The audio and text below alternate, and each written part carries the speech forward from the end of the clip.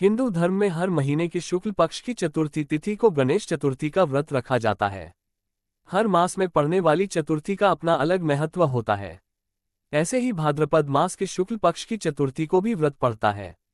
इसे संकष्टी गणेश चतुर्थी व्रत के नाम से जाना जाता है। इस दिन भगवान गणेश की विधिवत पूजा करने के साथ व्रत रखने का विधान है। इस दिन पूजा करने के साथ व्रत रखने से जीवन के हर एक दुख दूर हो जाते हैं और सुख समृद्धि की प्राप्ति होती है। इस व्रत की कथा सुनने या पढ़ने से लोगों के मन को शांति मिलती है और जीवन में आने वाले कष्ट दूर होते हैं। पंचांग के अनुसार गणेश चतुर्थी तिथि की शुरुआत 6 सितंबर को दोपहर में 3:01 से शुरू होगी और उसके बाद 7 सितंबर को शाम 5:37 पर समाप्त होगी। उदया तिथि के अनुसार गणेश चतुर्थी का पर्व 7 सितंबर को मनाया जाएगा। गणेश चतुर्थी के दिन यानी 7 सितंबर को ही गणेश जी की मूर्ति स्थापना की जाएगी।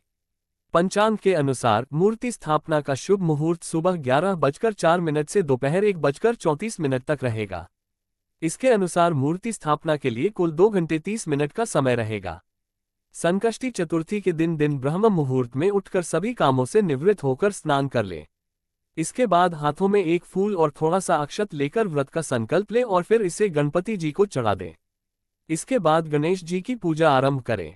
सबसे पहले जल से आचमन करने के बाद फूल, माला, दूर्वा, सिंदूर, रोली, कुमकुम आदि चढ़ा दें। इसके बाद मोदक, बूंदी के लड्डू के साथ मौसमी फलों का भोग लगाएं।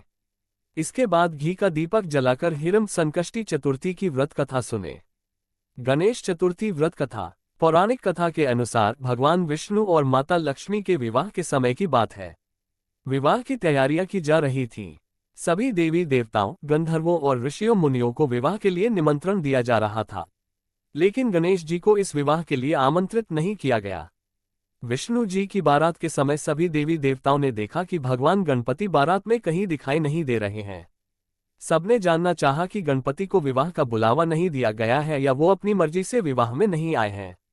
देवताओं ने भगवान विष्णु से गणेश जी की अनुपस्थिति का कारण पूछा। भगवान विष्णु ने उत्तर दिया, भगवान शिव को न्योता दिया गया है। गणेश उनके साथ आना चाहें तो आ सकते हैं। साथ ही यह भी कहा कि गणेश बहुत अधिक भोजन करते हैं। ऐसे में किसी और के घर ले जाकर हम उनको पेट भर भोजन कैसे करवाएंगे। उनकी यह बात सुनकर एक देवता ने यह सुझाव दिया कि गणपति को बुला लेते हैं, लेकिन उनको विष्णुलोक की रक्षा में यही छोड़कर चले जाएंगे। इससे न बुलाने की चिंता भी खत्म हो जाएगी और उनके खाने की चिंता भी खत्म हो जाएगी। सबको यह उपाय पसंद आया। गणेश सभी देवताओं के कहने पर वहां रुक गए, लेकिन वो क्रोधित थे। तभी देवऋषि नारद वहां आए और उनसे बारात में न चलने का कारण पूछा। गणेश ने कारण बताया, साथ ही यह भी बताया कि वो भगवान विष्णु से गुस्सा है। देवऋषि ने गणेश जी को कहा कि बारात के आगे अपने चूहों की सेना को भेजकर रास्ता खुदवा दो, तब सबको आपकी अहमियत समझ आएगी। चूहों की सेना ने गणपति की आज्ञा पाकर आगे से जमीन खोखली कर दी। भगवान विष्णु का रथ वहीं जमीन में धंस गया। बहुत कोशिश करने पर भी कोई भी देवता उस रथ को गड्ढे से न निकाल सके।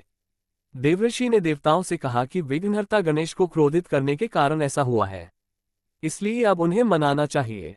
सभी देवता गणेश के पास पहुंचे और उनका पूजन किया। इसके बाद रथ गड्ढे से निकला, लेकिन उसके पहिए टूट गए थे। फिर से देवता सोच में पड़ गए कि अब क्या करें। पास के खेत से खाती को बुलाया गया। खाती ने गणेश जी की वंदना कर पहिए ठीक कर दिए, जिसके बाद सभी देवी देवताओं को विघ्नहर्ता गणेश को सर्वप्रथम पूजने का महत्व समझ में आया। उसके बाद विवाह विघ्नों के बिना संपूर्ण हुआ था।